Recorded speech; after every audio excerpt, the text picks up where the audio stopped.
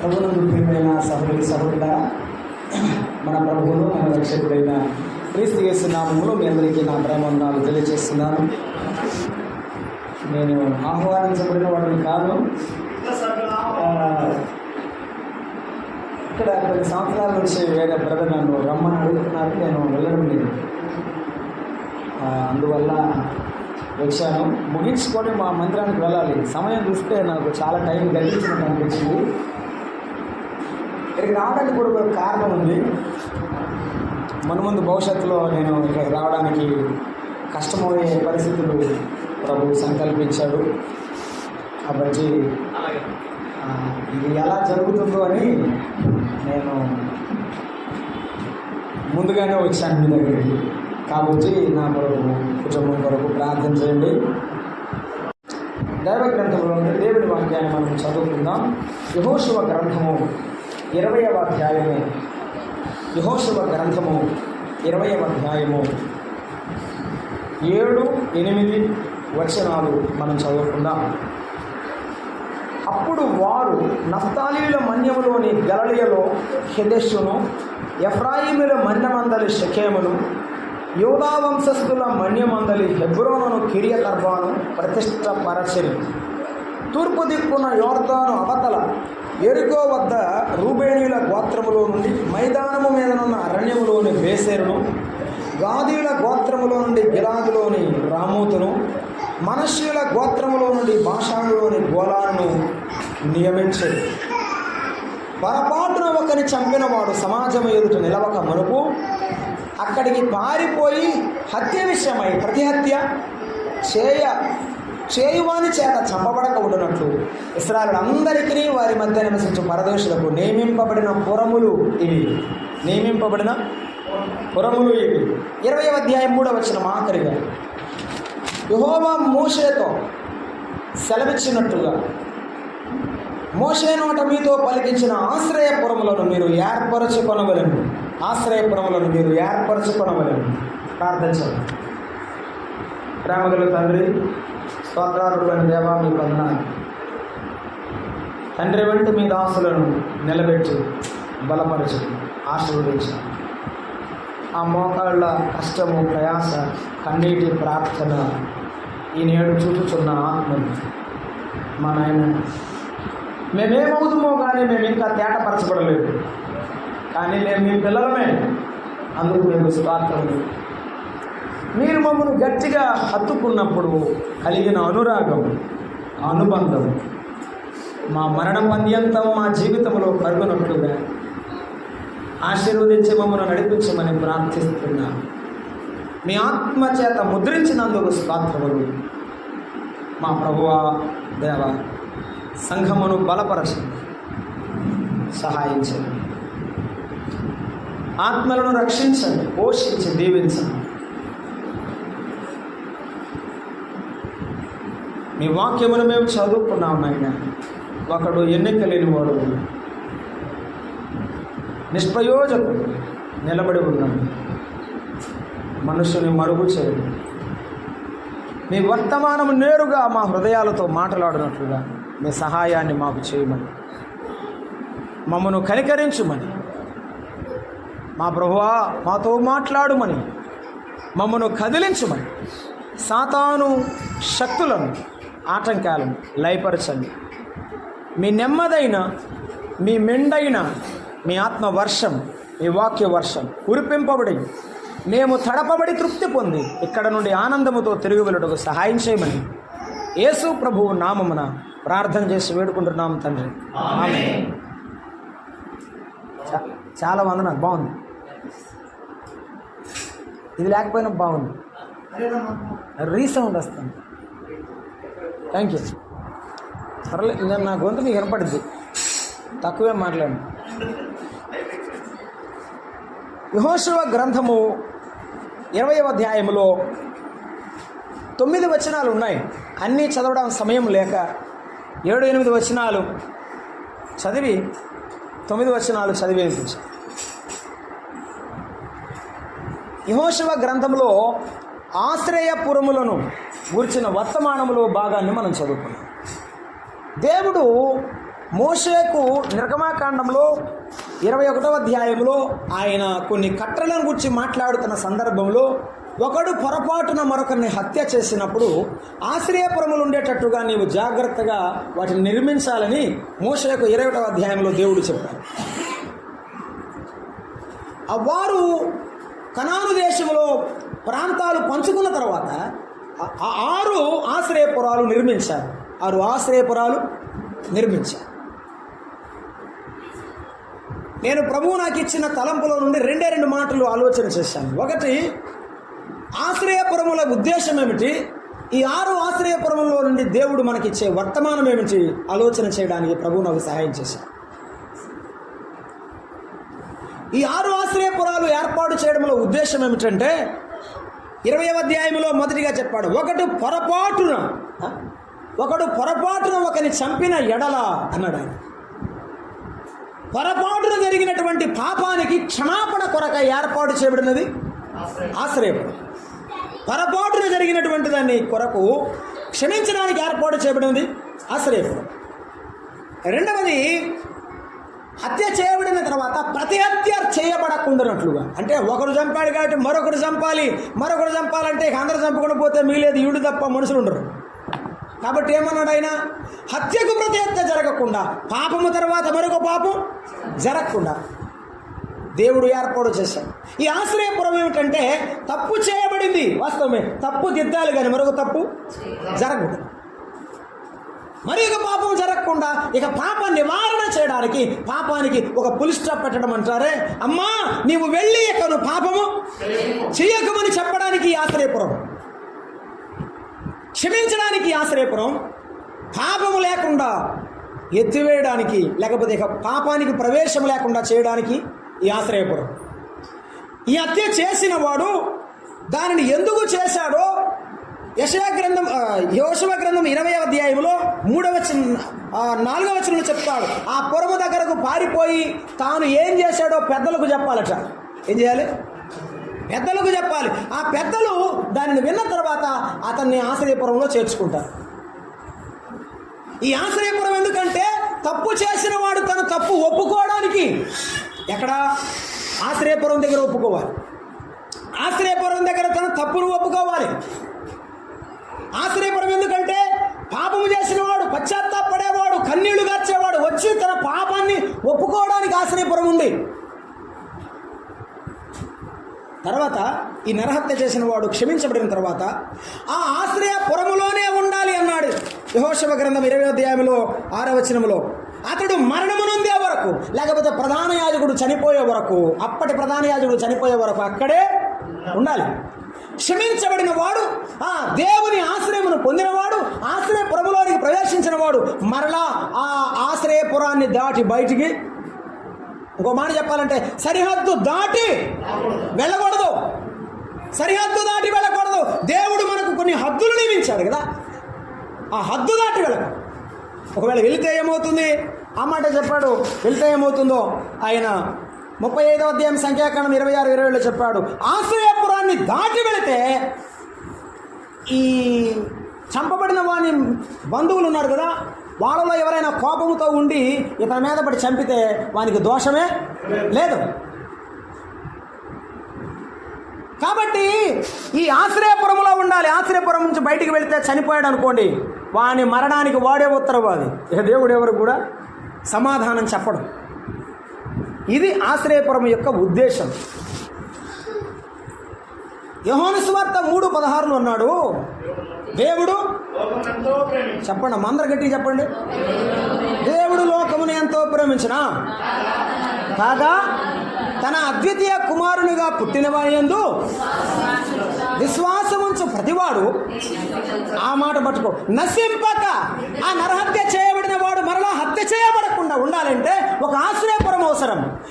పాపలోకములో ఉన్న మానవులందరూ పాపములో ఉండి నశించి అగ్నిగుండానికి వెళ్లకుండా ఉండాలి అంటే ఆయన కుమారుడైన యేసుక్రీస్తు అవసరం. అందుకే ఆయన తన కుమారుని పంపించాడు. ఆశ్రయపురము మన ప్రభువైన యేసుక్రీస్తుకు సాదృశ్యం. ఆయన దగ్గర క్షమాపణ ఉన్నది, ఆయన దగ్గర పాపానికి ప్రవేశమే లేదు. పాపానికి ప్రవేశం లేదు. అంత మాత్రమే కాదు, ఆయన దగ్గర ప్రార్థన చేసిన ప్రతి ఒక్కరికి పాప క్షమాపణ. ఆ ఎర్రని ఎండలో కన్నీళ్లతో అడుగుతున్నాడు, ప్రభువా నీవెవరో నాకు తెలియదు అంటే, నీవు హింసించుచున్నా, అలాగైతే నేనేం చేయాలి? నాకు ఒక ఆలోచన ప్రతిసారి అది చదివినప్పుడల్లా, ఆ రహదారి మీద మోకాళ్ళ మీద ఉండి ప్రార్థన చేస్తున్నాడట. ఎవరు? సౌలు. పౌలుగా మార్చబడినటువంటి సౌలు. అననీయ వచ్చి, ప్రభువా సౌలు ఎక్కడున్నాడో నాకు తెలియలేదంటే, ఇదిగో ఎవరైతే ప్రార్థన చేస్తున్నాడో ఆయనే సౌలు, పోయి చూడన్నాడు. ఇదిగో అతడు ప్రార్థన చేయుచున్నాడు అనే మాట బైబిల్లో రాయబడింది. 22వ అధ్యాయము అపోస్తల కార్యములు. ఏమి చేసి ఉంటాడు అది అడగటానికి ఎంత చెప్పా. ఏం ప్రార్థన చేసి ఉంటాడు? కళ్ళు పోయినాయి కదా, కళ్ళు కనపడటం లేదు. నేనే హింసించుచున్న యేసునని దేవుడు చెప్పారు. చెప్పి నేను నిన్ను సాధనంగా ఏర్పాటు చేసుకుంటానని చెప్పారు. నువ్వు నా సాధనం అవుతావు, నా యొక్క ఒక ఆయుధంలాగా నువ్వు పనిచేస్తావని చెప్పాడు. ఇప్పుడు కత్తి లేదు కానీ కత్తి తీసుకుని పొడిచినట్టే ఉంది. ఎవరిని? సౌల్ని. ఈ చేతులే కదా నీ బిడ్డలు హింసించినాయి, ఈ కాళ్ళే కదా పరిగెత్తుకొని వచ్చింది, ఈ నోరే కదా నిన్ను దూషించింది. నేను నీకు సాధనమా? నేను నీ చేతిలో వాడబడతానా? అసలు నేను ఎందుకు పనికి వస్తాను? నేను నిన్ను అవమానపరిచాను కదా, నువ్వు నన్ను ఇంత ప్రేమిస్తున్నావా? ప్రభువా నేను నీకు ఏమి ఇవ్వగలను? ఎందుకు ఈ చేతులు ఇక పని చేస్తే నీ కోసమే చేయాలి, ఈ కాళ్ళు పని చేస్తే నీ కోసం నీ కోసమే పని చేయాలి, ఇక నీ ఎవరి కోసం ఈ పాదాలు పనిచేయవు, ఈ జీవితం ఎవరి కొరకు పనిచేయవు. సరే కదా, మరో ఇంకో కత్తివేటు. అననీయ వచ్చాడు. ఏమంటాడు అననీయ వచ్చి అంటాడు, సౌలా సహోదరా అన్నాడు. కత్తి పెట్టి పొడిచినట్టే ఉంది. అప్పటి వరకు కొంతమందిని చంపాడు. 7వ అధ్యాయం అపోస్తల కార్యముల గ్రంథంలో స్తెఫను చంపబడినప్పుడు, రాళ్లతో కొట్టబడి చంపబడినప్పుడు సౌలు ఆ చావుకు సమ్మతించను అని బైబిల్ రాదు. చంపినా ప్రేమిస్తున్న ఈ ప్రేమ ఏమిటి? ప్రేమ ఈ ప్రేమకు ఎల్లలు లేని ప్రేమ, హద్దులు లేని ప్రేమ. సౌలా సహోదరు అనగానే సౌలు అమాంతంగా అననీయను కౌగిలించుకుని ఎలుగెత్తి ఏడ్చి ఉండవచ్చు. ఇది దేవుని ప్రేమ, ఇది దేవుని ప్రేమ. అప్పుడు ఎవరు సౌలుని నమ్మడం లేదు, అప్పుడు ఎవరో సౌలుని చేరదీయడం లేదు, దగ్గర తీయడం లేదు. బర్నబాను వాడు దగ్గరకు తీసి సంఘమునకు పరిచయం చేశాడు. ఈనాడు నిన్ను నన్ను చేరదీస్తున్నవాడు, ఆశ్రయం ఇచ్చినవాడు, ఆశ్రయపురము వంటి వాడు యేసయ్య కాదా? అమ్మా నీవు పాపము చేశావు, ఇప్పటి వరకు నేను క్షమించాను, ఇక నుండి నీవు అలాగూ పాపము లేకుండా బతకమని చెప్పిన వాడు ఆయన కాదా? నీవు ప్రార్థన చేసిన ప్రతిసారి, 1 యోహాను పత్రిక 2వ అధ్యాయం 1వ వచనం, నా చిన్న పిల్లడారా మీరు పాపము చేయకుండానట్లు యేసుక్రీస్తున్న ఉత్తరవాది తండ్రి యొద్ద మనకు. ఆయన ఎందుకు? ఎప్పుడైనా ఈ గొర్రె గుంటలో పడితే, ఈ గొర్రె బురదలో పడితే మరలా పైకి లేపడానికి యేసుక్రీస్తు అనేటువంటి ఒక జడ్జి, ఒక న్యాయాధిపతి మన దగ్గర ఉన్నాడు, ఒక న్యాయవాది మన దగ్గర ఉన్నాడు, మన కోసం ఉన్నాడు. యేసు ప్రభు ఎంత గొప్ప దేవుడు. ఆ దినాలలో కూడా పంటికి పన్ను కంటికి కన్ను అని ఉన్నది. చాలామంది అదే చూశారు, కానీ కొంతమంది ఆశ్రయపురాలు చూశారు. అందరికి ఆశ్రయపురాలు కనపడలా. ఎవరైతే క్షమాపణ కోరుకున్నారో, ఎవరైతే దేవుని సన్నిధిలో పాప క్షమాపణ కోరి పశ్చాత్తాపడ్డారో వారికే కనపడ్డాయి ఈ ఆశ్రయపురాలు. హృదయం కఠినపరుచుకున్న వారికి ఆశ్రయపురాలు కనపడలేదు. ఈరోజు కూడా ఎవరైతే పాపములో పశ్చాత్తాపడుతున్నారో, క్షమాపణ కోరుకుంటున్నారో వారికే యేసయ్య యొక్క దర్శనం కనపడుతోంది, మరి ఎవ్వరికీ కనపడదు. ఆశ్రయపురముల ఉద్దేశాన్ని నేను ధ్యానం చేశాను కాబట్టి అది చెప్పడం లేదు. అందుకని ఫ్రీగా మీకు గబగబ చెప్పుకొచ్చాను. ఎందుకు బ్రదర్ ఇట్లా దాటిపోతున్నాడు అనుకుంటామని మళ్ళీ కాసేపు ఆగి. ఆయన దగ్గరే మనం ప్రార్థన చేయాలి, ఆయన దగ్గరే క్షమాపణ పొందాలి. ప్రతి దినపు పరిశుద్ధత ప్రభువు దగ్గర మనకు దొరుకుతుంది. నరహత్య చేసిన వాడు ఆశ్రయపురములోనే ఉండాలి, సరిహద్దును దాటకూడదన్నాడు. కొత్త నిబంధనలో మనకు 4 సరిహద్దులు ఇవ్వబడ్డాయి. అపోస్తలుల కార్యముల గ్రంథం 2వ అధ్యాయము 41వ వచనంలో రాయబడి ఉంది. అపోస్తలుల బోధ ఇది మనకు సరిహద్దు, దీన్ని మనము దాటకూడదు. చాలామంది లోకంలో వారు చెప్పినట్టుగా చెప్తూ ఉంటే చాలా ఈజీగా మోసపోతున్నారు. మనం మోసపోకూడదు. ఒక ఆయన అంటాడు, రాత్రి నాకు దేవదాసు గారు వచ్చాడండి. ఏడికి వస్తాడు దేవదాసు గారు? ఇంకా నేను దేవుడు వచ్చాడంటే, యేసయ్య వచ్చాడంటే ఏమని అనుకునేవాడు, కానీ ఆయన దేవదాసు గారు వచ్చాడు. దేవదాసు గారు వచ్చాడంట. బసయ్య ఎందుకు ఏడుతావు? రా తోటకన్నాడంట. ఆయన నాకు చెబుతున్నాడు, తోటకు రమ్మన్నాడంట. ఆయన పక్కనున్న చర్చికి మాత్రం పోవద్దు, కాకాని తోటకు పోమన్నాడు. నేను అన్నాను, తాత ఆడికి ఎందుకు రమ్మన్నాడే అన్న అంటే అన్నాడు, అయ్యో మట్టి తింటే అంటే రోగాలు తగ్గుతున్నాడు. మట్టా? నువ్వు మట్టే కదా, నేను మట్టే కదా, ఇంక మట్టి ఎక్కడా? సమాధి మీద మట్టి తింటే రోగాలు తగ్గే ఎక్కడికి హాస్పిటల్ ఎందుకు, డాక్టర్లు ఎందుకయ్యా? ఈ రోజుల్లో కూడా ఇంత అమాయకంగా ఉన్నారంటే ఉన్నారు. మరి మోసం అపోస్తలుల బోధలో లేదది. వారి బోధ ఆరోగ్యకరమైన బోధ, సత్యమునకు అనుగుణ్యమైన బోధ, ఆహారమునకు కలిగి ఆహార్యమునకు అవసరమైన బోధ. ఆ బోధను విడిచిపెట్టి వారు ఏం బోధించారో, ఏం ప్రకటించారో దాన్ని విడిచిపెట్టి బయటికి వెళ్ళేవాడు సత్యములో నిలబడేవాడు కాదు. మందను చూసి కాదు, మంద కాపరిని చూసి నడవాలి. మళ్ళీ చెప్తా, మందను చూసి కాదు, మంద కాపరిని చూసి నడవాలి. చాలామంది ఈరోజు మందిని చూసి నడుతున్నారు. అన్నా దేవదూతలు దిగొచ్చినట్టుందన్న, ఆడ పాడటం ఏందో, ఆ పూసటం ఏందో, ఆ జనం ఏందో, వామ్మో గుండె ఆగుద్ది. మరి జాగ్రత్త చూడబో. యేసుప్రభువు అన్నాడు, చిన్న మంద పెద్ద మంద నా దగ్గర ఉన్నాడు అన్నాడా? చెప్పండి అమ్మా, బైబిల్లో అదే రాసింది. చిన్న మంద భయపడకుడి, 12 మంది ఉన్నారు, వాళ్ళలో కూడా ఒకడు ఉండడు. ఆయనకు తెలుసు ఆ 11 మంది ఆయనతో ఉంటారని తెలుసు. గుర్తుపెట్టుకుందాం. ప్రభువు దగ్గర వచ్చినప్పుడు ఆయన బోధలో నిలిచి ఉందాం, ఆయన బోధలోనే ఉందాం.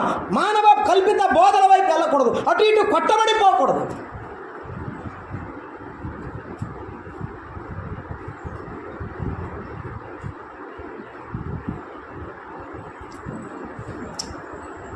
గాలికి కొట్టబడినట్టుగా మనం కొట్టబడదు.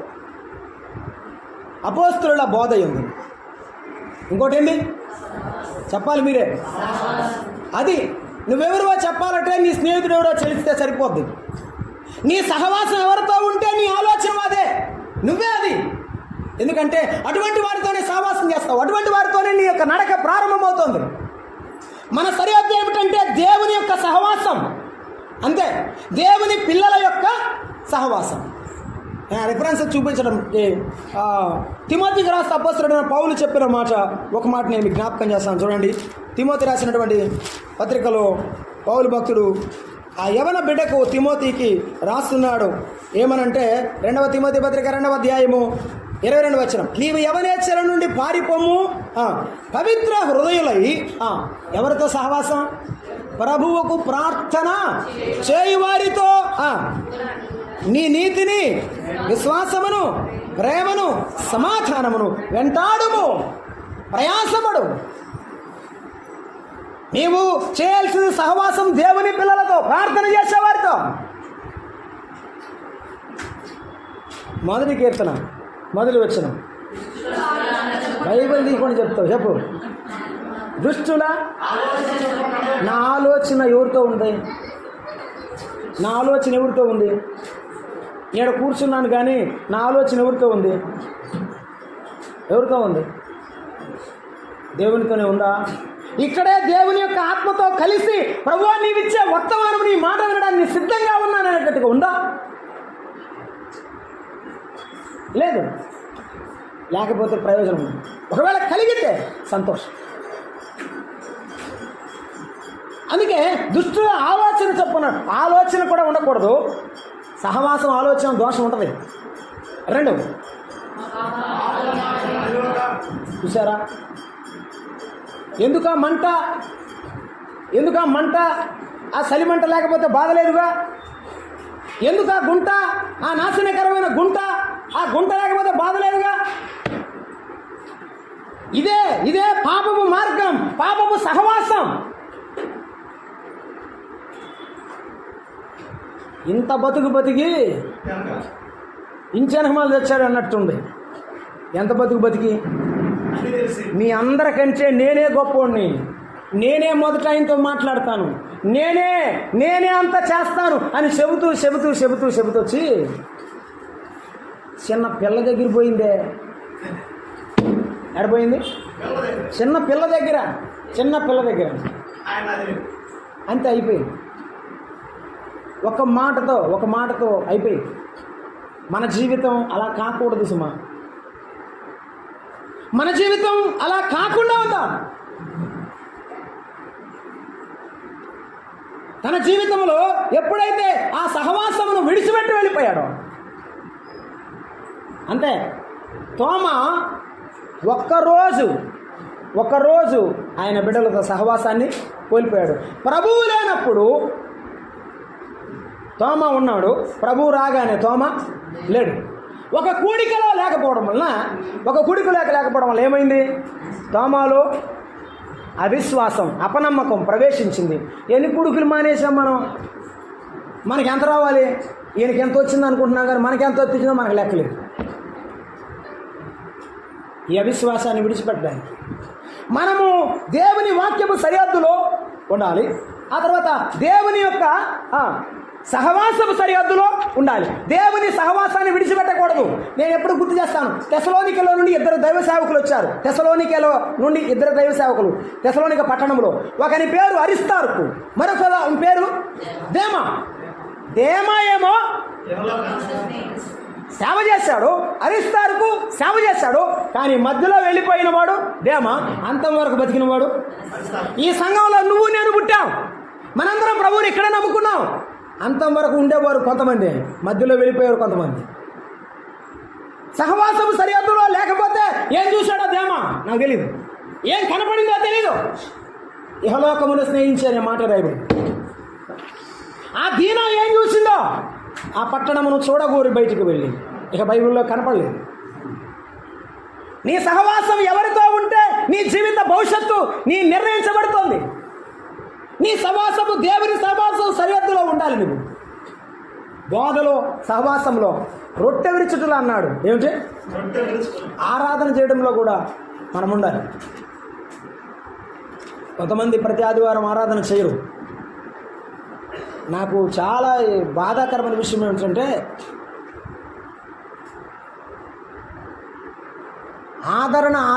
ఆరాధన కూడిక అంట.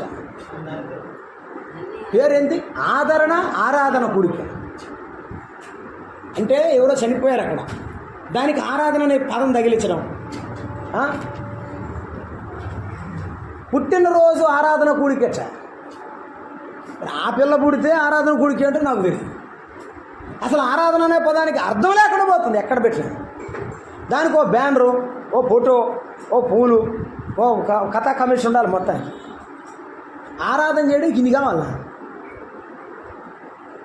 హృదయంలో దేవుని స్తుతించడానికి ఇన్ని కావాలన్నా? చెప్పండి అమ్మా. ఆరాధన అంటే అర్థం లేకుండా పోతుంది. ఈవేళ నీవు నేను మనం ఎక్కడ కూర్చున్నాం? దేవుని మందిరంలో కూర్చున్నాం, ఆయన సన్నిధిలో మనం కూర్చున్నాం. సరే, మీకు అర్థమవడానికి చెప్తాను. 22వ అధ్యాయంలో ఆదికాండంలో అబ్రహామును దేవుడు ఎక్కడికి పొమ్మన్నాడు? పేరు చెప్పు. మోరియా పర్వతం. ఎక్కడ పొమ్మన్నాడు? మోరియా పర్వతంలో ఆ ఎత్తైన శిఖరం మీదకు వెళ్ళాడు. అక్కడ పాలరాళ్ళు వేసి వాళ్ళగట్టి నీట్గా ఫ్యాన్లు ఎట్టేసి కూర్చోబెట్టారు కదా. ఎట్టుందమ్మా? పర్వతం అంటే రాళ్ళు రప్పలు ఉంటాయి, ఇంకేముంటాయి? కూర్చోడానికి కూడా సరిగా ఉండదు, అది తిన్నగా ఉండదు. It even uneven surface. ఏదో బల్ల పరుపులాగా కూర్చోడానికి కూడా బల్ల వేసినట్టు రాయి వేసినట్టు కూడా ఉండదు, ఎలా పడితే అలా ఉంటుంది. స్థలం ఏదైనా, ప్రాంతం ఏదైనా, ప్రదేశం ఏదైనా, అది అనుకూలమైన అననుకూలమైన హృదయం సిద్ధమైతే దేవుని ఆరాధించడానికి అంతే. హృదయం ముఖ్యమైనది, అర్పించేవాడు ముఖ్యమైన వాడు. అర్పణ ముఖ్యమైనది కాదు. అర్పించేవాడే ముఖ్యమైన వాడు. అర్పించబడిన వాడు అంగీకరించబడితే అర్పించినది కూడా అంగీకరించబడును. అర్థమైందా? కయ్యూను తిరస్కరింపబడ్డాడు కాబట్టి కయ్యూను అర్పణ కూడా అంతే. హేబేలు అంగీకరింపబడ్డాడు కాబట్టి హేబేలు అర్పణ కూడా అంగీకరించబడింది, లక్ష్య పెట్టబడింది. అంతే. మన జీవితం అంగీకరించబడితే మన ఆరాధన కూడా దేవుడు. కాబట్టి మనము ఆరాధనలో దేవుని సన్నిధిలో ఉన్నప్పుడు మన మనస్సును దేవుని ఆత్మకు సంధించడానికి ప్రయత్నం చేయాలి. ఇది చాలా సంఘాల్లో జరగడం లేదు విచారం. చాలా సంఘాల్లో జరగడం లేదు విచారం. రొట్టిస్తూనే ఉంటారు. నేను చెప్తున్నాను, మన దగ్గర జరిగే రొట్టిస్తూనే ఉంటారు, పాత్ర ఇస్తూనే ఉంటారు. ఆడ ముగ్గులాగిద్ది, ఈయన మూతిలాగుద్ది, ఆడ బుద్ధి పెట్టుకుంటుంది, కసిన మనిషిని తాగిద్ది, ఆడ ముగ్గు ఈయన నెట్టిద్ది ముందుకి. ఎప్పుడమ్మా నువ్వు ఆరాధన చేసేది? ఇక్కడ ఇంటిపైకి తీసుకెళ్ళి పొడుకుడి పోలా. చాలా బాధ. నాకు 2 పిల్లలు ఉన్నారు, నీకు పిల్లలు ఉన్నారు. ఎవరికి నువ్వు ఎక్కువ ప్రాధాన్యత ఇస్తున్నావో అది నువ్వు ఆలోచన చేసుకుంటే ఇంతకంటే వేరే సమాధానం ఎక్కడ దొరకదు.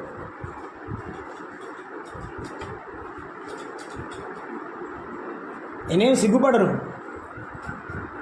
నా దగ్గర లోపం ఉన్నా ఇదే చెప్తాను అందరి ముందు. మార్నింగ్ పెందలాడు బయలుదేరమంటే మా ఇంట్లో బయలుదేరుతున్నాను. ఒకటే చెప్పాను నేను, నువ్వు 100 చెప్పు. ఆరాధనకు లేటుగా వచ్చావా ఎర్లీగా వచ్చావా చెప్పు.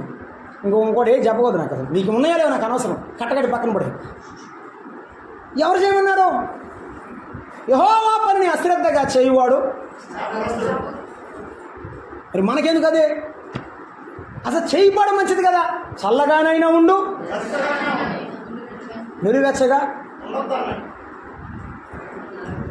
ఆరాధన విషయంలో ఎందుకు అశ్రద్ధ? ఆరాధన కొరకు ఎందుకు సిద్ధపడవు? అసలు పొద్దున్నే లేచి ఆరాధనలో ఏం పాటలు పాడాలో ప్రాక్టీస్ చేసి, ఇక్కడ అన్నదమ్ములు అక్క చెల్లెలు ఉన్నారు, మీకు దండం పెడతానమ్మా, చేయండి. మరి నువ్వు పాడేటప్పుడు మరి దేవుని పరిశుద్ధాత్మ ఎలా కదిలిస్తాడు? సిద్ధపడ్డానని ఎట చెబుతావు సిద్ధపడకుండా? కనీసం 4 సువార్తల్లో ఆఖరి 2-3 అధ్యాయాలు ఉంటాయి ఆయనను పట్టుకొని సిలువ వేసే సందర్భాలు. కనీసం ఆ అధ్యాయాలను చదవండి.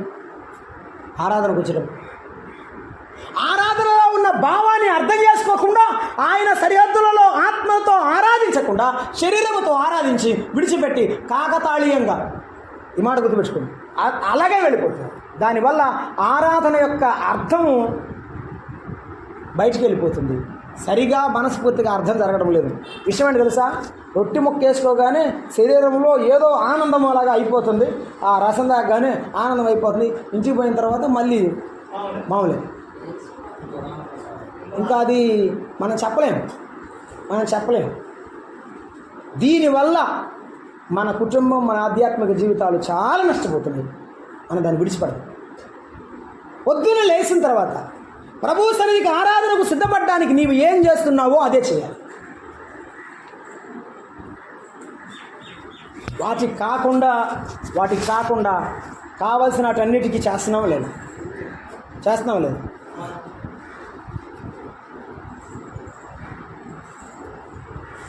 ఆనందం గారు చుట్టాలు అన్నారంట, అయ్యా ఆదివారం మీ ఇంటికి వస్తున్నాం అన్నారంట. అమ్మమ్మ మా ఇంటికి రాబాకండి. ఇప్పుడు ఎవరైనా అంటారు రమ్మంటారా? వస్తానంటే రావద్దని ఎవరైనా చెప్తారా? మా బ్రదర్స్ పాపం చాలా అసలు ఎవరు మనసును నొప్పించరు. సరేలే బ్రదర్ అంటారు. కానీ ఆయన ఏం చెప్పాడంటే, ఆదివారం రాబాకండి అమ్మ, మా ఇంటికి తలుపేసి ఉంటుంది, మేము ప్రార్థనలో ఉంటామని చెప్పి. మీరింటికి వస్తే మళ్ళీ మేము ప్రార్థన మనకు మా ఇంటికి రావాలి. మీ ఆదివారం రాబాకండి, వేరే రోజు రండి, మేము ఉంటామని చెప్పాడు. సరే వాళ్ళు కాదండి, ఉండడానికి కాదు, పెళ్లి కార్డు ఇయడానికి వస్తున్నాం ఆదివారం అన్నారు. సరే రమ్మను అమ్మ, 9 లోపల రండి, మరి 10 నేను ఆరాధనకి వెళ్ళిపోతున్నాను. వచ్చారు, పెళ్లి కార్డు ఇచ్చారు, టీవీ పెట్టారు, వెళ్ళిపోయేటప్పుడు పెళ్లి కార్డు బయటికి తీస్తారు కదండి, చదవాలి కదా. చదివాడు. ఈ పెళ్ళి ఎప్పుడు అంటే నెక్స్ట్ ఆదివారం. ఈ పెళ్ళి ఎప్పుడు? మరుసటి ఆదివారం. ఆయన అన్నాడంటే ఈ పెళ్ళికి కూడా రానులే అమ్మ అన్నాడు. మనం ఏం చెప్తాం? మనం ఖచ్చితంగా దానికి ఒక ఠాకా వేస్తాం. మనకు బాగా తెలుసుగా ఎయిటింగ్ చేయటం. మనల్ని వాళ్ళు మనం సంపాదించాలా, మనం వెళ్ళాలా. నిజమే నిజమే. ఆరాధన ఎగ్గొట్టా, ప్రార్థన మానేసా చెప్పండి. ఆరాధన లేకుండా, ప్రార్థన లేకుండా ఏ రోజు మనం మానుకున్నామో ఆ రోజు మనకు మనమే నష్టాన్ని తీసుకొని తెచ్చుకుంటున్నాం అంతే. ఆయనకు భయపడకుండా ఎక్కడికి పోతున్నావు? ఎవరికి భయపడుతున్నావు? ఎవరి యొక్క ప్రేమను, ఎవరి యొక్క ఆ దయను కోరడానికి పరిగెత్తుతున్నావో చెప్పు. అది ఆయనకే చెప్పాలి, నాకు కాదు. ఏమన్నా గారు?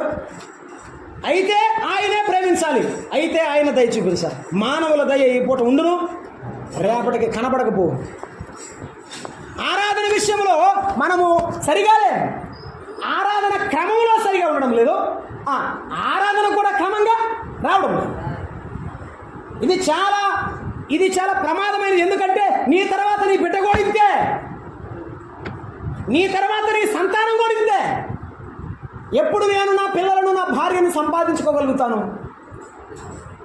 ఆరాధన విషయంలో ఇంకా నేను ఆ మాట చదవాలంటే నాకు చాలా ఇబ్బందిగా ఉంది. ఆదివారమున పెందల కడ ఆ గాడిదకు గంత కట్టి, ఆదికాండం 22వ అధ్యాయంలో అబ్రహాము తెల్లవారుగానే లేచి బయలుదేరి వెళుతున్నాడు. ఎవరు చెప్పారు? ఇంకే దేవుడు చెప్పాడు. ఎవరైనా విన్నారా? ఎవరు వినలేదు. భార్య విందా? వినలేదు. కొడుకు తెలుసా? తెలియదు. అయినా దేవుని కొరకు బయలుదేరాడు అంతే. నీవు దేవుని కొరకు బయలుదేరవలసిన సమయం ఆదివారం, ప్రభు దినం. ఖచ్చితంగా నీవు బయలుదేరాలి. ఆ బయలుదేరేవాడు సిద్ధపడి బయలుదేరాలి. కట్టెలు ఉన్నాయా? ఉన్నాయి. నొప్పు ఉందా? ఉంది. తీసుకున్నాడుగా, ఏది తీసుకెళ్తున్నాడు? అవసరమైన తీసుకుపోతున్నాడు. ఏది అవసరమో, ఏది దేవుడు ఇస్తాడో దానికోసం విశ్వాసంతో వెళ్ళాడు. పని ముగించుకొని తిరిగి వచ్చాడు. ఇక్కడే ఉండండి, ఆ దేవుని మొక్కి వస్తామన్నాడు. మొక్కి వచ్చాడా లేదా అండి? ఏ ఆదివారం నీవు ఆరాధన చేసి ఇక్కడి నుండి ఆత్మీయ బలముతో, శక్తితో బయటికి వెళ్తావో అదే నిజమైన ఆరాధన. గుర్తుంచుకో. ఎన్నాళ్ళు నీవు చేసినా అది కాదు. ఫర్ యువర్ కైండ్ ఇన్ఫర్మేషన్, రొట్టె పాత్ర అయిపోయిన తర్వాత చేతులు ఎత్తిన వాళ్ళు ఇక్కడ ఉన్నారేమో, వాళ్ళకి 200. ఈ పాత్ర ఎక్కువ తీసుకెళ్ళి వాళ్ళకి ఇవ్వాల్సి వస్తుంది. మరి భయపెచ్చి ఆమె ఎట్లా అంటుంది? నువ్వు ఇవ్వండి అన్న, వాళ్ళ ఇంటి పేటోళ్ళు అన్న, వాళ్ళు 20 మంది ఉన్నారన్న, ఇచ్చేయండి. ఏమి 20 మంది ఉన్నారు? వాళ్ళు రారు రేపు. మరి అడుగుతారు. మరి నీ కొడుకు కలిగితే ఏం చేస్తా? నువ్వు అలిగేవులే ఎడా, నిన్ను బతినాడుతున్నారు ఎవరో ఒకడు. నీ ఇంట్లో నీ కొడుకు కలిగితే ఏం చేస్తా? వాడిని బతినాడు. అంటే తండ్రివిగా నీ బిడ్డను సంపాదించుకోవడానికి నువ్వు బతినాడుతావు. సంఘంలో మాత్రం బిడ్డల్ని ఆత్మీయంగా సంపాదించడానికి మాత్రం బతినాడు. నోర్రా. నీవు లోబడి దేవుని క్రమానికి మాత్రం ఉండవు. ఆరాధనను నిర్లక్ష్యం చేసే విశ్వాసులు చాలామంది ఉన్నారు. సిద్ధపడడం అనేది ఆరాధనకు చాలా ముఖ్యమైనది. ఆ సరిహద్దును దాటకూడదు, ఆ క్రమాన్ని మనం దాటకూడదు. కొంతమంది ఆరాధనకు వచ్చిన తర్వాత కొన్ని రాసిన మొదటి పత్రికలో 11వ అధ్యాయంలో చెప్పినట్టుగా, నేను అప్పగించిన దాన్ని ప్రభు వలన పొంది తిని, ప్రభు అయిన యేసు తాను అప్పగింపబడిన రాత్రి ఒక రొట్టెని ఎత్తుకొనని పౌలు భక్తుడు మాట్లాడుతూ ఆయన శరీరాన్ని, ఆయన రక్తాన్ని మాత్రమే చెప్పాడు. అవునండి, అదే కదా? సరే చదువుదాం. మొదటి కొరింథీ పత్రిక 11వ అధ్యాయం. నేను మీకు అప్పగించిన దాన్ని, అయ్యా 23వ వచనం చదవండి. ప్రభు వల్ల ప్రభు అయిన యేసు తాను అప్పగింపబడిన రాత్రి ఒక రొట్టెని ఎత్తుకొని విరచి, ఇది మీ కొరకైన నన్ను జ్ఞాపకం చేసుకున్నట్టుగా. అది వింటున్నారా? ప్రభు అయిన యేసు తాను అప్పగింపబడిన రాత్రి అని చెప్పాడు. నేను మీకు అప్పగించిన దానిని ఎవరి వల్ల పొంది తిని? ఆ రొట్టె సంఘ పెద్ద తెచ్చాడు కాదు, సంఘ పెద్ద తెచ్చాడు. కానీ ఎవరిచ్చారట? ప్రభు. ఇది అది ప్రభువు శరీరం. అందుకే అన్నాడు, ప్రభువు శరీరం అని వివేచించక తిని త్రాగువాడు అన్నాడు. ప్రభువు శరీరం అని వివేచించాలి. ఆ వివేచన మనలో లేకపోతే భయం రాదు. ఇక భయం లేకపోతే రాజుగారు గారు అన్నట్టు టైర్ బండి రొట్టెలు తిన్నా ఉపయోగం. పేపాలు దాచారసం దగ్గర నువ్వు పరలోకం పోవంటూ ఉంటాడు ఆయన. ఎందుకంటే జనం చాలామంది అట్లే ఉన్నారు. నేను కొత్తగా గవర్నమెంట్ సంఘంలో పరిచర్యకి కొత్తగా వెళ్ళినప్పుడు మా సంఘ పెద్ద పేరు వెంకటరావు, ఓ ముసలావిడ వచ్చి, వెంకటరావా ఈరోజు జ్వరం వచ్చింది, పెద్ద రొట్టె చేయండి రా అంటారు. ఎందుకు? పెద్ద రొట్టె తింటే జ్వరం తగ్గిద్ది అనుకుంటుంది ఆవిడ. అసలు రొట్టెని జ్వరం కోసం పెట్టాడా యేసయ్య? రొట్టె జ్వరం కోసం పెట్టాడా? ఉంటుంది, పెద్ద రొట్టె చేయండి వెంకటరావా, నాకు జ్వరం వచ్చిందిరా అంటుంది. చుట్టాలు కదా అందరూ, అలానే మాట్లాడుకోండి. విషయం ఏంటంటే రొట్టె జ్వరం కోసం కాదు, రొట్టె ఆయనను జ్ఞాపకం చేసుకోవడం కోసం, ఆయన శరీరాన్ని జ్ఞాపకం చేసుకోవడం. నీవు స్తుతులు చెల్లించేటప్పుడు ఆయన ఎలాగో కొట్టబడ్డాడో నీ కళ్ళ ముందు కదిలాడాలంతే.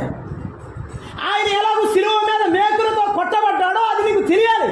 అది నీ హృదయంలో మదులుచుండగా, కన్నీళ్లు నీ కన్నుల వెంబడి కారుచుండగా ప్రభువు పాదాలు తడపబడాలి. ఆరాధనలో స్పృహ లేదు. చాలాసార్లు జ్ఞాపకం లేని ఆరాధన. ఏంటి? జ్ఞాపకం లేదు. ఆయన జ్ఞాపకం పెట్టుకోమన్నాడు, వీడు జ్ఞాపకం లేకుండానే, ఆలోచన లేకుండానే ఆరాధన చేస్తూ ఉంటాడు అంతే. సంఘం పేరు చెప్పడం, సంఘం సేవకుడి పేరు కూడా చెప్పండి. ఎవరో అడగబాక. అందరు తలకాయ ఉంచుకున్నారు. ఉంచుకున్నాక మాయి అది ఏంటిది? అందరు తల ఒక బియ్యం గ్లాస్ తెస్తారు కదా, ఆ గ్లాస్ ఆ ముందుకు నిచ్చింది. 2 టేసుకుంటాం. మాయి షేర్గా ఉన్నారు. ఎంత రొట్టె పంచుతున్నారమ్మా, షేర్ ఎంత అనుగుతుంది? ఏం క్రమం అంటారు?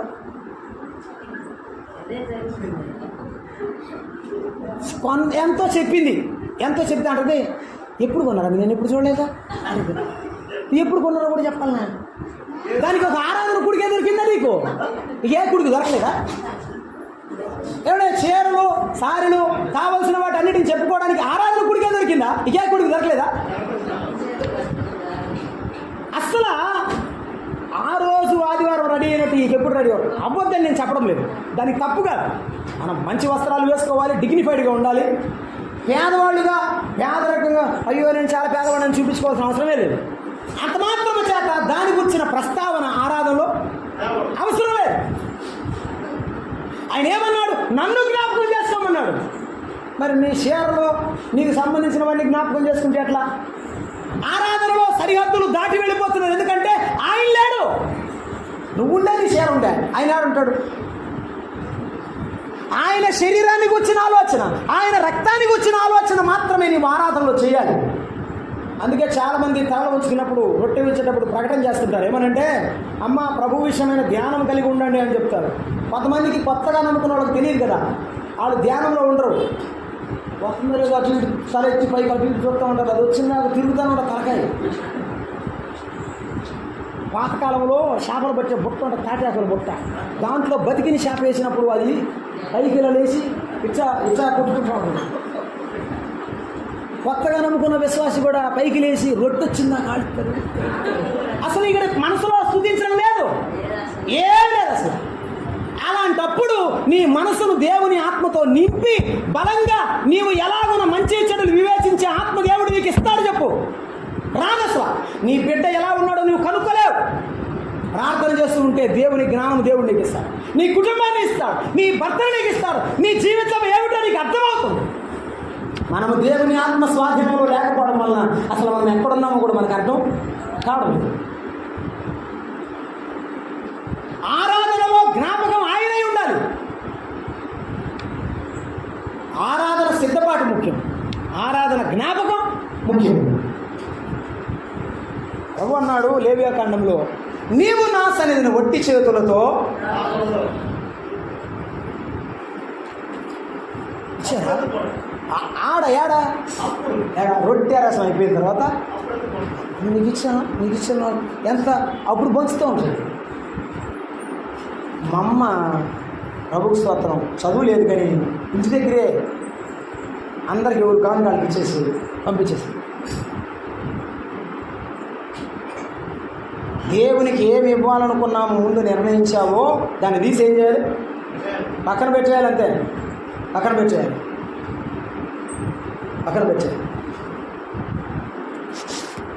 నాటపాలి ఆనందం గారు దశంభాగం తీసి పక్కన పెట్టాడంట. అన్ని డబ్బులు వాడేశారు, అయిపోయినాయి, లేవు. ఆదివారం కానుక ఇవ్వడానికి ఏముంది? ఏమి లేవు. దశంభాగం ఉంది, దశంభాగం వేస్తారు కానీ కానుక ఇవ్వాలి కదా. దశభాగం నాది కదా, ఆయనకి ఇస్తున్నాం కదా, నేను ఇవ్వాలి కదా ఎంతో కొంత ఏసైకి అని మనసులో అనుకుంటున్నాడు. ఏమి లేవు ఆయన. ఏమండి బియ్యం అయిపోయినాయి, అమ్మందంట బియ్యం అయిపోయినాయి, దశభాగం ఉండేవి కదండి, మనం కూడా ఆయన సేవ చేస్తున్నాం కదా, వాటిలో నుంచి 1 కేజీ తీసురా అన్నదని ప్రార్థన పోదాం అందంట. సరేలే కానీ కొండలో మంచినీళ్ళు తీసుకురా కలిసిన అన్నాడంట. 1 గ్లాస్ తెచ్చిందట, సగం తాగారంట. ఈ సగం నువ్వు తాగు, ఆరాధనకి వెళ్దామన్నాడంట. ఇద్దరు చెరువు కాసిన మంచినీళ్ళు తాగి బైబిల్ తీసుకొని ఆ దశంభాగం తీసుకొని సంఘానికి దశంభాగం చేసి ప్రార్థన చేశాడంట. ప్రభువా ఈరోజు నన్ను క్షమించు, నీకు ఈయడానికి నా దగ్గర ఏమి. సంఘంలో వాళ్ళందరూ ఎలుగెత్తి ఏడ్చారు.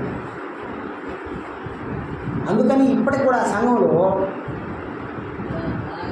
కానుకల్లో బంగారం కూడా వచ్చింది బయటికి. ఇప్పటికీ ఆ సంఘంలో అప్పుడప్పుడు సత్యబాబు గారు చెప్తుంటాడు, బంగారపు కమ్మిలు కూడా వేస్తారట వాళ్ళు. అప్పగించుకొని దేవసేవ చేసిన దేవసేవకుల యొక్క ప్రార్థన ఇప్పుడు కూడా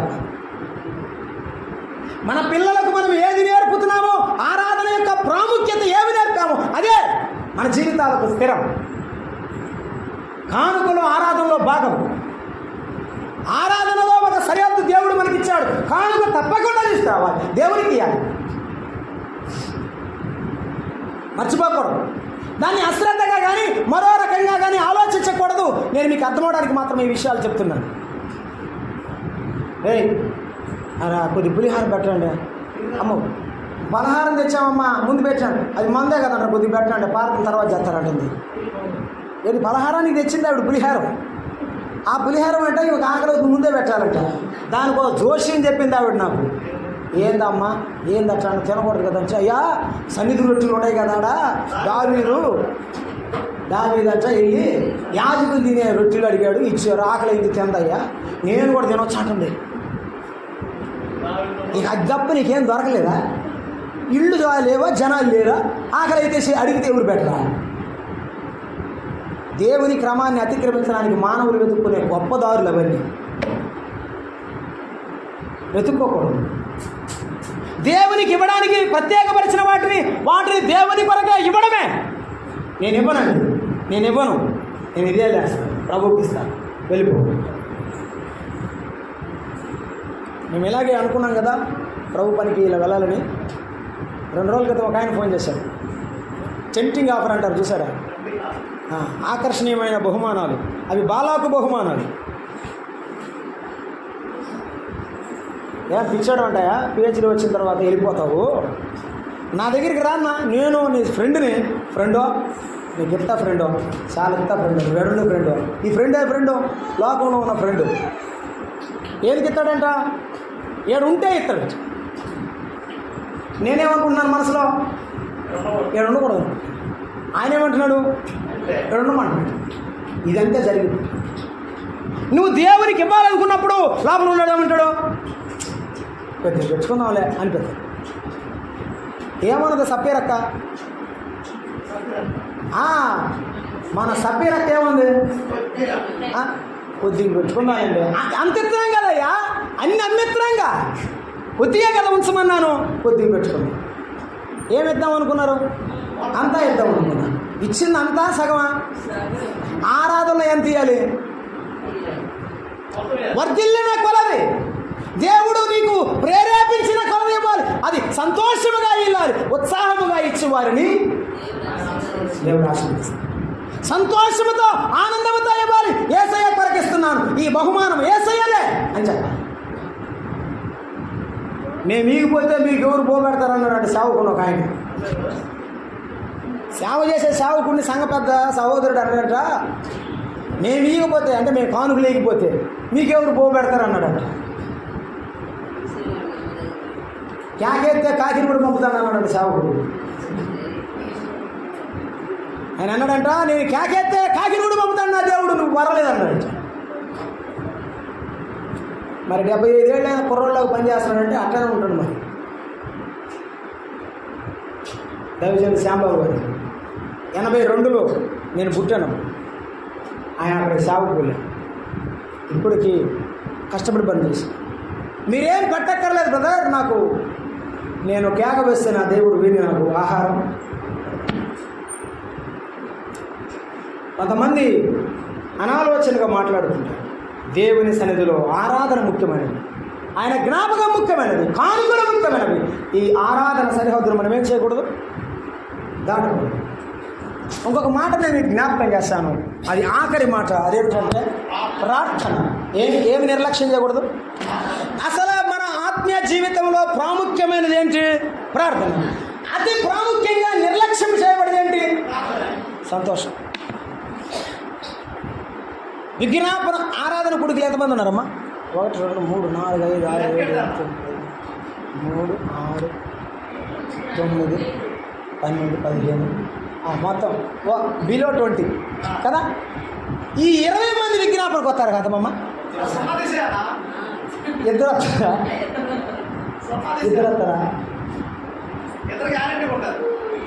ఇద్దరు ఎవరంటే చెప్పి అయినా పాడి అయినా ఇక ఎడిదిరిగి ఆమె ఉంది కాబట్టి వచ్చింది ఖచ్చితంగా. ఏమంటే మనము మన పిల్లలకు ప్రార్థన నేర్పించడానికి మొదట మాదిరి చూపించాలి కదా. అబ్రహాము ప్రార్థన చేశాడా అంటే గుడారము వేశాను, అక్కడ బలిపీఠము కట్టి ప్రార్థన చేశాను అని మనం చదువుతాం. ఆదికాండం 12వ అధ్యాయం 8వ వచనంలో, హెబ్రోనులో 21వ వచనంలో, ఆ తర్వాత 13వ అధ్యాయంలో తన సహోదరుడు తన ఎదురు నుండి వెళ్ళిపోయినప్పుడు కూడా ప్రార్థన చేశాడు. ఈ ప్రార్థన ఎక్కడ దాకా బాగింది?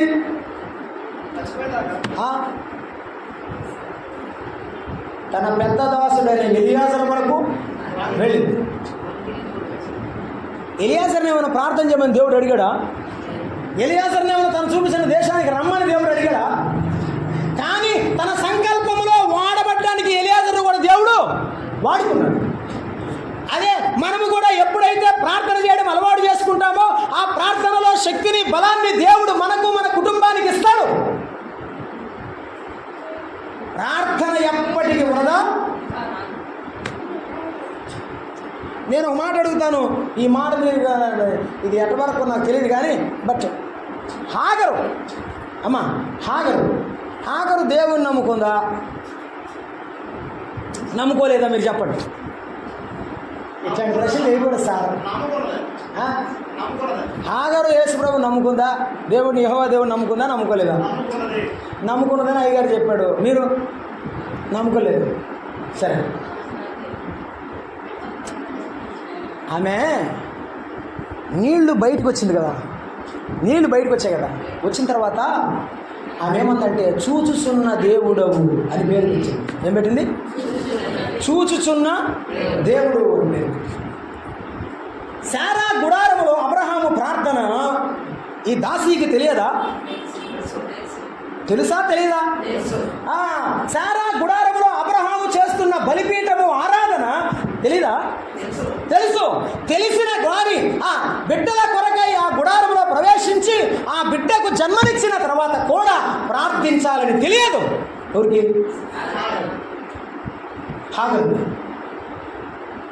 హాగరు ప్రార్థన చేయడం లేదు. పిల్లవాడిని ఒక చోట పడేసి ఆ అడవిలో దూరంగా వెళ్ళి ఎత్తి మీద చేతులు పెట్టి గట్టిగా వాని మరణమునకు వారిని విడిచిపెట్టి ఎలుగెత్తి ఏడుస్తున్నచ్చ. ఆయన పాట రాశాడు, నీ పేరు ఏమిటో ఎరుగనయ్యా, నీ పేరు ఏమిటో ఎరుగనయ్యా, నా పేరుతో నన్ను పిలిచావయ్యా, నా పేరుతో నన్ను పిలిచావయ్యా, చూచుచున్న దేవుడవయ్యా, నన్ను చూసినావు. దేవుని యొక్క మాటలు విన్న హాగరు, దేవుడు నీళ్ళు ఇచ్చాడు కదా, ఆ బిడ్డ తాగి బతికాడు కదా, అప్పుడైనా హాగరు నమ్మిందా? You please tell me please. సరే, అయిపోయింది. గుడారంలో ప్రార్థన నేర్చుకోలేదు, గుడారంలో భక్తి నేర్చుకోలేదు, దేవుడిని నమ్మలేదు. అడవిలోకి వచ్చిన తర్వాత కూడా దేవుడు ఆ నీళ్లను ఆ భూమిలోంచి బయటికి ఇచ్చాడు, బిడ్డకు మంచినీళ్ళు ఇచ్చాడు. బిడ్డ తాగాడు, ఆమె కూడా తాగింది, దారిని వెళ్ళిపోయింది. తర్వాత హాగరు అడ్రస్ లేదు. మీరు బైబిల్ చదివి నాకు చెప్పండి, ఎక్కడ అడ్రస్ ఉంది? ఆగరు సంతానం అయితే మిగిలిపోయి అడవిగాడిద వంటి సంతానంగా మిగిలిపోయింది, కానీ ఆగరు దైవ కుటుంబం కలిగిన సంతానంగా మిగలపడింది. నేనేమంటానంటే, దేవుని వలన మేలు అనుభవించిన మనము, దేవుని వలన ఆ అద్భుత కార్యాలు అనుభవించిన మనము, ఆ అద్భుత కార్యాల ద్వారా ప్రార్థనా జీవితాన్ని, భక్తి జీవితాన్ని ఎందుకు కొనసాగించాం? ఇది మన బలహీనత.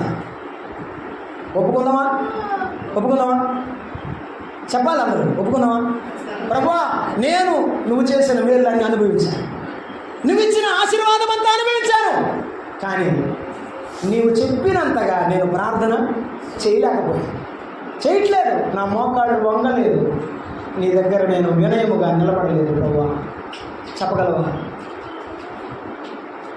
సామెతల గ్రంథం రాశాడు ఏమనంటే, ముగ్గురు మూర్ఖమైన వాళ్ళు వచ్చారు. రాజరమణకు వచ్చిన దాసుడు ఎవరు? రాజరకమనకు వచ్చిన దాసుడు ఎవరు? అమ్మో, మీరు చదివి తెలుగుగలవాళ్ళే. రెహబాం ఎవరు? రాజకుమారుడు. యెరోబాము ఎవరు? సంతోషం. అంతకుముందు ఆయన దాసుడుగా ఉంటే దేవుడే పిలిచాడు. ఈ 10 గోత్రాలు రాజుగా దేవుడే చేశాడు. కానీ ఈ దాసుడు ఒకసారి రాజరికానికి రాగానే అంతా మర్చిపోయాయి. అర్థమైందా? రాజరికమునకు వచ్చిన దాసుడు మూర్ఖుడు, ఎవరి మాట వినడు. యజమానురాలికి కంటకురాలైన దాసి. ఇప్పుడు చెప్పాలి ఎవరు? బిడ్డల కోసం పిలిస్తే చివరికి ఆమెకే ఎసరు పెట్టిందన్నమాట. ఈ గుడారం నాది, నీకు పిల్లలు లేరు, కాబట్టి అబ్రహాముకు బిడ్డలుగానే జీవితం నీకు లేదు, నువ్వు బయటికి వెళ్ళిపో, ఈ గుడారం నేనుంటాను, నా కొడుకుంటాడు, ఈ గుడారం నాది అంది. అసలు ఆ గుడారం ఎవరిది? రెబ్కం ఎప్పుడన్నా ఈ గుడారం నాది అని అనుకున్నా? అనలేదు. 24వ అధ్యాయం 67వ వచనం ఆది కాండంలో అంటాడు, ఇస్సాకు ఆమెను పరిగ్రహింపగా శారా గుడారము రెబ్కాదయ్యిందంట. తల్లి విషయమైన దుఃఖ నివారణ పొందిన తర్వాత ఆమె స్వాధీనపరుచుకున్నది. ఇది దేవుడు నీకు నాకు ఇచ్చేటువంటి స్వాధీనం. ఎప్పుడంటే మన సమర్పణ మన జీవితానికి ఒక గొప్ప కీర్తినిస్తుంది. ప్రార్థనా జీవితంలో కూడా అదే మనం చేయవలసిన జీవితం. ఎప్పుడైతే దేవునికి అర్పించుకొని ప్రార్థిస్తాం, గొప్ప కార్యాలు చూస్తాం. హాగరు చేయని ప్రార్థన, శారా చేసిన ప్రార్థన, అబ్రహాము చేసిన ప్రార్థన. మన జీవితంలో ప్రార్థనా జీవితం చాలా విలువైనది. ఇంకొక సందర్భాన్ని గుర్తు చేస్తాను. ఈ సందర్భాలు గుర్తు చేయాలంటే బైబిల్ చదివేటప్పుడల్లా స్కిప్ అవుద్దని చదవట్లేదు నేను. అబ్రహాము ఒకరోజు ప్రార్థన చేయడానికి వెళ్ళాడు. 18వ అధ్యాయంలో తన తమ్ముడైన లోతు కొరకు ప్రార్థన చేశాడు. అయ్యా, అంతమంది ఉంటే నీవు దాన్ని రక్షించవా? ఇంతమంది ఉంటే రక్షించవా అని చెప్పి గోజాడి ఎంతమంది తీసుకొచ్చాడు? 10 మందికి తెచ్చాడు. ఏమనుకున్నాడంటే, నా తమ్ముడు భార్య, 2 కూతుళ్ళు, మొత్తం ఎంతమంది? 4, 2 అల్లుళ్ళు, ఎంతమంది? 6 మా ఇంట్లో ఉంటారు. ఎంత మంచి అంచనా గలడు! 4 సంపాదించుంటాడు మా అబ్బాయి, కాబట్టి 10 మంది సరిపోతారులే. 10 మంది మంచి వాళ్ళు ఉన్నారు కాబట్టి దేవుడు ఆ ఊరిని నాశనం చేయడని చెప్పి 10కి సరిపెట్టుకున్నాడు పాపం. లేకపోతే మళ్ళీ ఇంకోసారి అడిగేవాడేమో. లోతు మీద అంత నమ్మకము, మన చుట్టాల మీద ఉన్న నమ్మకం ఎవడి మీద ఉంది? గొప్పది. ఆ మాట అని వచ్చేసాడు. ఆడికి వస్తే ఎవరున్నారు? అయ్యో, అల్లుళ్ళు రాననే కూతుళ్ళు బలవంతాలకు వచ్చిన భార్య కూడా వెనక్కి తిరిగి అసలు ఆగిపోయాయి. మిగిలింది 2 కూతుళ్ళు, తండ్రి మాత్రం, 3 మిగిలారు. ఎంతమంది ఉంటారు అనుకున్నారు? అందుకే పంతులు కదా పాఠం చెప్పేటప్పుడు 100 మార్కులు తెచ్చుకోవాలని చెప్తావు. ఎందుకు? వాడి 100 రావు మనకు తెలుసు. 40 మార్కులు పాస్ మార్క్ అన్నాను అనుకో, వాడు 40 అంటే 20 కూడా రావు వాడికి. 100 తెచ్చుకోమనేది ఎందుకంటే పాస్ అవుతాడని. వాడు 100 తెచ్చుకొని స్టేట్ ర్యాంక్ కొడతాడని కాదు. యేసు ప్రభు అనేది చెప్పాడు, విత్తనాలు విత్తబడినప్పుడు మంచి నేలన పడిన విత్తనాలు చక్కని ఫలాన్ని ఇస్తాయి. అయితే అవి ఒకడు 30 దంతులుగా, ఒకడు 60 దంతులుగా, 100 దంతులుగా ఫలిస్తాయి. మన సామర్థ్యాన్ని బట్టి మనం ఫలించేటప్పుడు దేవుని సన్నిధిలో ఎంత అతుకబడ్డామో అదే ముఖ్యం. అదే ముఖ్యం. ప్రార్థన అనేది జీవితం అతుకబడి ఉండాలి.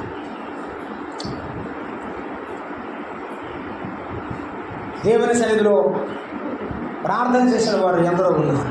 కాబట్టి ప్రార్థన అనేటువంటి ఒక సరిహద్దును మనము కలిగి జీవించాలని జ్ఞాపకం చేసుకుంటున్నాం. ఈ హద్దులలో మనము జీవిస్తున్నప్పుడు మన జీవితం ఏమవుతుంది? ముందుకు కొనసాగించబడుతుంది. హద్దు దాటితే ఏమవుతుంది? అంతే అంతే. హెబ్రీ పత్రిక 10వ అధ్యాయంలో చెప్పాడు, నీవు వెనుకకు తీసిన ఎడల ఆ ఆత్మయందు నీకు సంతోషము. వెనకకు వెళ్ళిపోతే సంతోషం ఉండదు, సంతోషం ఉండదు. వెనకకు జారిపోతున్నావేమో ఆలోచన చేసుకో. వెనకకు జారిపోయి లోకములో కలిసిపోతున్నామేమో ఆలోచన చేసుకో. ప్రార్థన చేద్దాం. తలడు వచ్చింది. నా గటి మీద చేయి వేసి వెనుక తట్టు చూడకు, లోకాశలు కోరకు. నా గటి మీద చేయి వేసి వెనుక తట్టు చూడకు, లోకాశలు కోరకు. యేసు గాడి మోయుచు విడుగు మొలుతున్నుచు, యేసు గాడి మోయుచు విడుగు మొలుతున్నుచు. నా గటి మీద చేయి పెట్టి వెనుక తట్టు చూడకు, లోకాశలు కోరకు. లోకములో కలిసి ఉన్న నీ కుమారుని ఎవరు సంపాదిస్తారు? నువ్వు నిద్రపోతే ప్రార్థించవా? లోకంలో పడిపోతున్న నీ బిడ్డలను ఎవరు పైకి తీస్తారు? నీ భర్తను ఎవరు తీసుకుని వస్తారు? నీవు నిద్రపోతే అలా నీవు కన్నీరు కాచి ప్రార్థన చేయవా? నీ ప్రార్థన ప్రవాహంలో కొట్టికి వచ్చే నీ బిడ్డలను నీవు పట్టుకుంటావు. ప్రభువు కొరకు వాడబడే సాధనాలు ఉంటాయి. దయాళుడు అని దేవ స్తోత్రాలు మీకు. ఆశ్రయపురములలో రక్షించబడిన వాడు ఆశ్రయపురములోనే ఉండాలి, సరిహద్దును దాటకూడదు అనే మాటలు ఈవేళ మేము ఆలోచన చేయడానికి దయచూపించినందుకు వందనాలు. ప్రభువా, మీ బోధ అనే సరిహద్దులు, ఆరాధన అనే సరిహద్దులు, సహవాసం అనే సరిహద్దులు, ప్రార్థన అనే సరిహద్దులు మేము ఎదగడానికి సహాయం చేయమని మమ్మల్ని నడిపించమని ఇంతవరకు మీరు చెప్పిన కృపకై స్తోత్రం చెల్లిస్తుంది. యేసు ప్రభువు నామమున వేడుకొనుచున్నాము తండ్రి. ఆమేన్. అందరికీ వందనాలు.